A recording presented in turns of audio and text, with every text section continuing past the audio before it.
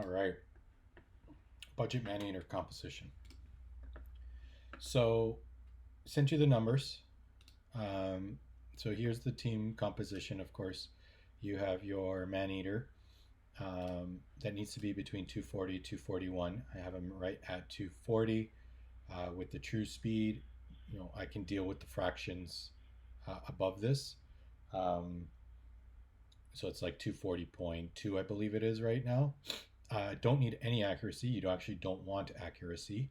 As much crit rate and crit damage as you can get. Um, Enough defense to stay alive, and then enough HP to stay alive as well. Um, 35 to 40k should be sufficient. Anywhere from 2 to 3,000 should be sufficient as well. The only reason I have this gear on is because of speed. So I'm in a full speed set right now, as much speed as I can get. And here, I haven't maxed this out just because, well, I can't. I'm worried that if I hit speed on my last roll, that I lose this banner, and I'm gonna have to find a new banner, which I currently don't have. Crit damage on the necklace, and I went defense on the ring just because of the percentages. I don't have a good enough ring that has percent HP defense and attack. But skills wise, Ancient Blood has to be maxed out. That's the only thing that really matters. Siphon, if you can get 4 stack on Siphon, just to get the extra 20% damage, that's helpful. And same with the A1. If you can get books here, that's helpful. If you don't have them, not the end of the world. Masteries wise, for all of budget Maneater comp teams, Grim Resolve is a must. Just because you're always going to be 50% less damage. On all your champs except your Stun Eater, you want Life Drinker, just to get that much more HP back. And then when you heal, they'll have all more HP percent than your Stun Eater. I took him down the support tree just because I needed that extra little bit of speed from Laura Steele. It's about 5-6 speed at the end of the day. So I took him down this path. Like, this doesn't matter. When I use them in faction wars and other stuff, this comes in handy. But otherwise, some of these skills don't matter. Again, extended duration of buff cast, you don't really want that on raid boss, but I had nowhere else to stick it. I don't want to increase my chances, and I definitely don't want, like, none of my champs are going to be dead. So what's the point of that? So that was kind of a moot point. That was my best option of them all. And then, of course, War Master build. For Maneater, I mean, if you have the speed, I'm actually considering dropping Lore of Steel if I get the extra speed, and then going down a defense route just so I can get counterattack. In terms of Painkeeper, Painkeeper is your second fastest champ.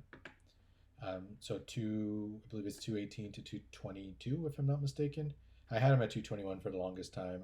I dropped him to 219 just to get more crit and more crit damage. Again, he has no need for accuracy. If you can get your attack up, that's great. Again, I'm at 1500 defense. 500 more would be plenty. And then the second most HP at 43k, just because his heal based on 50% of this champ's max HP. So you want the second highest HP so that he can do enough heals to cover all of your other champs. Again, fully maxed out skills is definitely helpful, especially combat tactics. Masteries as well. I needed this extra speed bonus here, which is why I took him down this route, and the extra heal, which is helpful for a clan boss. The extra HP also is helpful. You don't really need accuracy, so it is what it is. And then down this route, just because I wanted heal, I had to go this way to get something different, so I lost Grim Resolve. But anyways, I'm sure you don't want turn meter. Okay, so nothing to turn meter increased. You definitely don't want any of that. Third champ. So these are your two damage dealing champs. For me, my faster of the two is Narma. So 178, that's on the higher end of it. as much crit rate, crit damage you can get, enough HP and defense to stay alive, and then I guess attack. Narma needs the accuracy to land all her skills, which is great. Occult Brawler is my other. He was my stun eater for the longest time before I made him my main champ, just to pump out more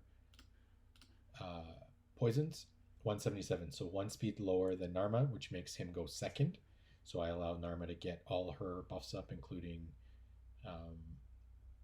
poison sensitivity, and then he goes with his skills. And then the last, my stun eater right now, is Ghostborn. And this is the speed. So I'm set up for Brutal and Ultra Nightmare right now because I have a range up to 118. But 121 is the range, is the exact speed you need. So in my case, I have to replace two pieces. So I replace the shield. So I will put on this shield, and then I will put on my other accuracy banner, and then I get my 121. So yeah, it costs me 100k each time, but I think the prize is worth it at the end of the day.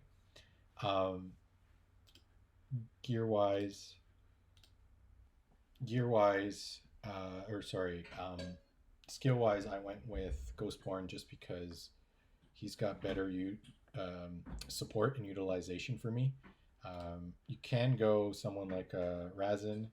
Problem with Razin is his skills do damage based on defense, and you don't want any defense. As low defense as you can get, and as high HP as you can get on your stun eater. So his damage is going to be quite low. The only reason I'd bring him in is for his A2. If you have it maxed out, great. You're looking at 100% for double decrease, which is great. But that's, in my case, that's 65,000 less damage a hit with poisons. This doesn't do anything, and this is a 3-hit, which could come in handy. But I did try a Shazar. The problem with Shazar, I haven't had this leveled up. When I do level this up, it can work, but he has to be my fastest champ, and the damage output, I don't have someone good enough that can keep enough poisons in. So Ghostborn is it. Why? 100% decreased defense and an increased attack, which is up. He goes every other turn on a 4-turn cooldown, 3 with Painkeeper. And then he has decreased defense over here, which is another 100%. So that definitely comes in handy. That's only for faction crypts. So that's why I went with him for my slow boy. But again, he's got to have the highest HP. So 50k, that's a little overkill. 45, 48k would be sufficient. But that's what I was able to get to ensure I have enough crit damage to actually do some damage. More accuracy would come in handy, but with 100% on his A3, I'm not too worried. I have tried somebody like a Stag Knight as my main damage dealer as well. He doesn't put out enough usability as a main damage dealer. You don't want anyone, like as a Sandra, you don't want anyone with increased speed or increased turn meter. So just be mindful of that when you're picking your champs, because that will throw the composition off. Anyways, that's pretty much what I've learned. As you can tell, I do not have on any of my champs a full perception set. That 5% actually throws off the true speed. It would be fine on your damage dealers if you're not on either extreme of the range, 176, 177, somewhere in there. A perception set might be fine. Any lower or any higher, I would recommend not putting a perception set on. As you can see, I got a mixed set. If I can get a full attack percent boot with that crit rate, crit damage on a cruel set, I think that would be that much extra. But at the end of the day, this is what I got. So you make it work, you play around. It's going to cost you money. The cool thing is now with the fitting room, try it out. Make sure you got the speeds right. That's the most important part. Your damage will come after your speeds are right. That's it.